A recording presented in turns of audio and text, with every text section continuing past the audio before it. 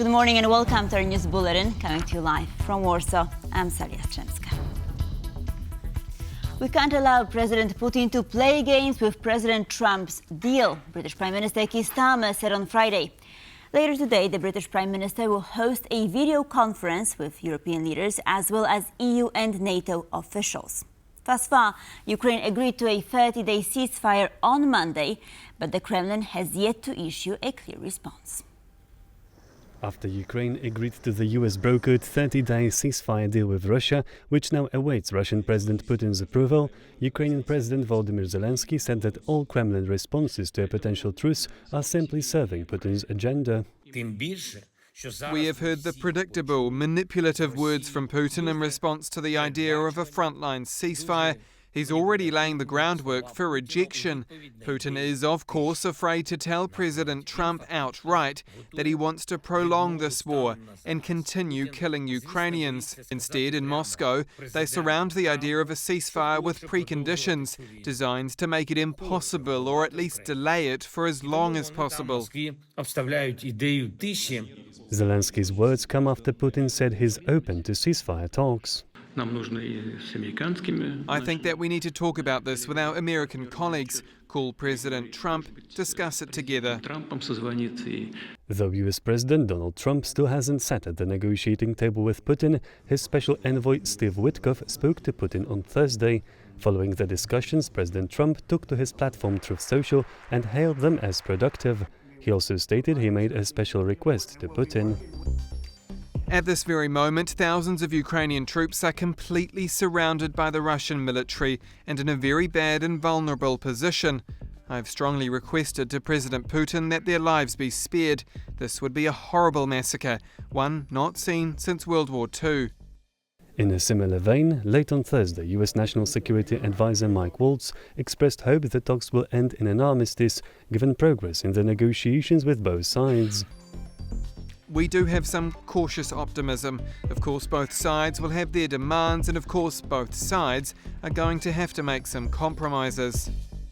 But those assertions have been met with a rather tepid reaction in Europe. Poland's former president and anti-communist movement icon Lech Wałęsa remarked that any potential deal will be to Ukraine's disadvantage. I'm afraid they will force Ukraine to make a poor compromise, only that again, looking at it logically, it will be a waste of 6 to 10 years according to my calculations, and then it will all turn around. If we don't defend democracy, demagogues and populists will set the world on fire. Despite the ongoing talks, Russia continues to shell Ukraine. Early on Friday, Russia launched a drone attack on a hospital in the Kharkiv region, injuring one medical worker. The first Ukrainian war crimes trial has concluded in Finland. Vojislav Torden, a commander in a Russian paramilitary group, was sentenced to life in prison for the attack and mutilation of Ukrainian soldiers in 2014. The court found that Torden was a member of the far-right paramilitary group, which fought against Ukrainian forces over a decade ago. Prosecutors argued that under his command, the group killed 22 Ukrainian soldiers and seriously wounded 4 others on September 5, 2014. The case was tried under international law, which Finland is bound by. Torden's lawyers say he will appeal the verdict.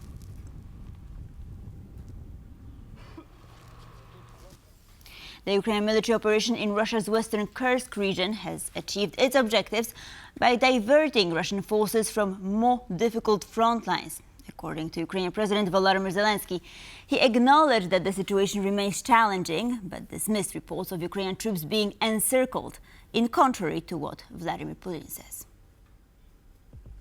Reports of the alleged encirclement of Ukrainian units by the enemy in the Kursk region are false and fabricated by the Russians for political manipulation and to exert pressure on Ukraine and its partners. The situation has remained largely unchanged over the past day. Combat operations within the operational zone of the Kursk group of forces are ongoing. Our territorial defense forces have successfully regrouped, withdrawn to more advantageous defensive positions, and are executing their assigned task within the Kursk region. Our soldiers are effectively repelling enemy offensive actions and inflicting significant fire damage using all available weapon systems. Since the beginning of today, 13 combat clashes have taken place in the Kursk direction. There is no threat of encirclement of our units. Serbian President Aleksandar Vučić stated on Friday that authorities would do everything necessary to ensure the safety of both protesters and state institutions. His remarks come ahead of mass opposition protests planned for Saturday. Vučić also accused the opposition, which has been calling for his resignation, of rejecting all opportunities for a peaceful dialogue. We offered opportunities for dialogue to the opposition. They answered with shock and smoke bombs, pepper sprays, brutal attacks, and ruining the reputation of the National Assembly since the establishment of the multi-party system in the 90s. In the last 35 years, they have caused the greatest shame to Serbia and its parliamentary democracy. They were never ready for dialogue. I will not allow anyone to destroy all the good that we have done, and above all, I will not allow them to destroy the future of this country. Not even the youth of this country, even those children whom they try to abuse and manipulate. We will protect them too. On the other hand, we have an illegal gathering. On the other hand, I call on all the state authorities of Serbia, including the police, security agencies, to help ensure that the gathering is fully secured and peaceful. The organizers of the illegal assembly will bear all responsibility. We will do everything to provide that all the participants of the gathering, as well as all state institutions, are secure. The newly sworn-in Prime Minister of Canada, Mark Carney, outlined his government's top priorities: protecting Canadians from unjustified foreign trade actions and boosting household incomes. He replaces Justin Trudeau, who served as Prime Minister for nearly a decade. Our leaner cabinet will focus on two priorities in particular. First, protecting Canadian workers and their families in the face of unjustified foreign trade actions.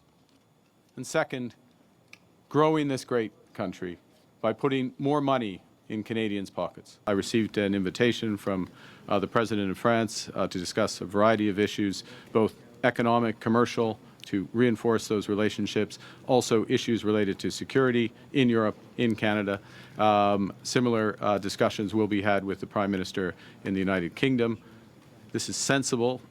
Security is a priority for this government, reinforcing our security, as is diversifying our trading and commercial relationships. Of course, with both Europe and the United Kingdom, there are many opportunities. And as I said a moment ago in my remarks, there are historic ties. With respect to the President, I don't have plans to go to the United States. I look forward to speaking to him at the appropriate moment. And then moving to Romania, George Simion, leader of the right-wing populist and nationalist Alliance for the Union of Romanians, officially submitted his candidacy for the Romanian presidency on Friday. This comes after Călin Georgescu was barred from running by the Central Electoral Bureau.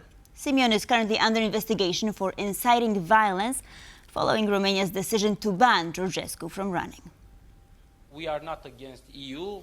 We Romanians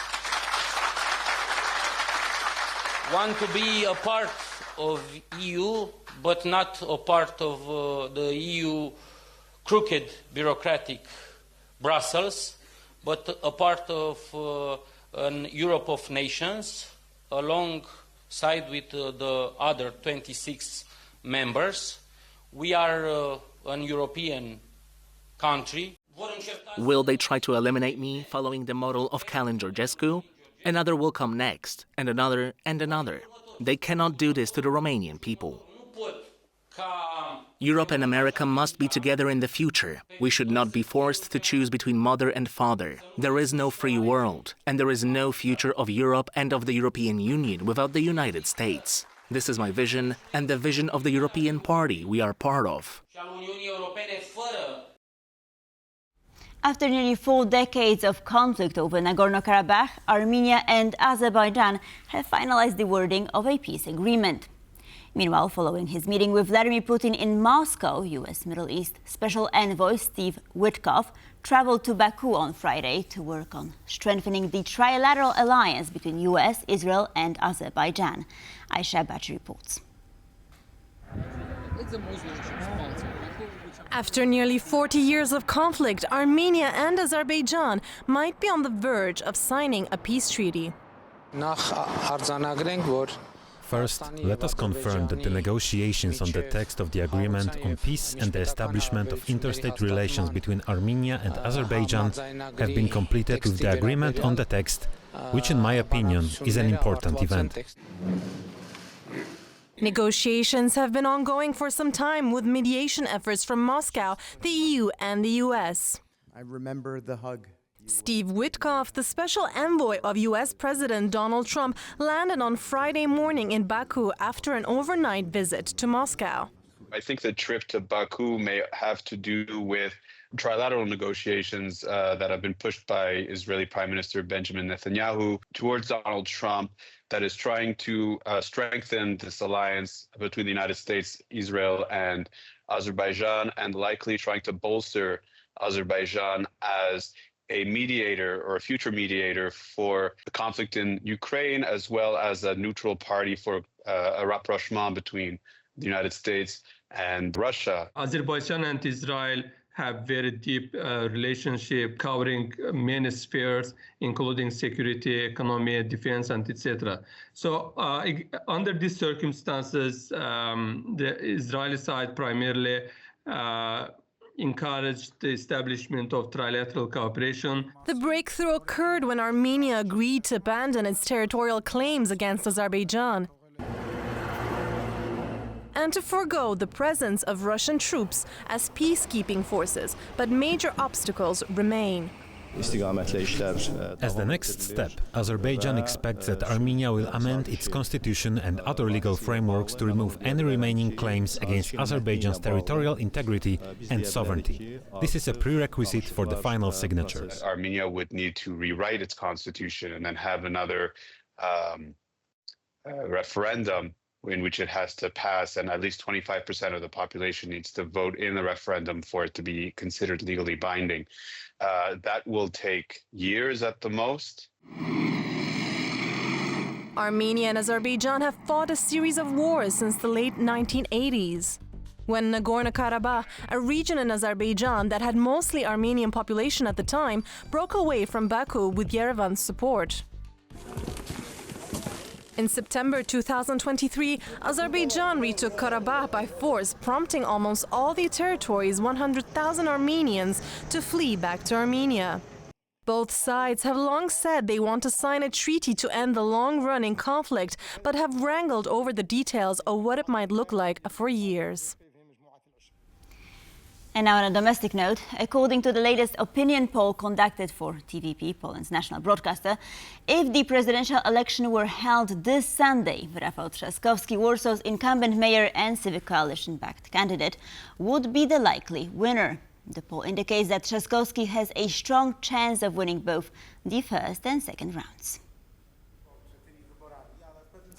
In the first round, 36% of respondents said they would vote for Trzaskowski, with his support rising to 52% in a potential second round. Karol Nawrocki, the Law and Justice-backed candidate and head of the Institute of National Remembrance, is projected to come in second with 21%. Sławomir Mencen, the far-right Confederation-backed candidate, would likely place third with 17% of support. Trzaskowski saw the biggest increase in support compared to last month's poll, while Nawrocki experienced the largest decline. The first round of Poland's presidential election is set for May 18th, with a second round, if necessary, on June 1st.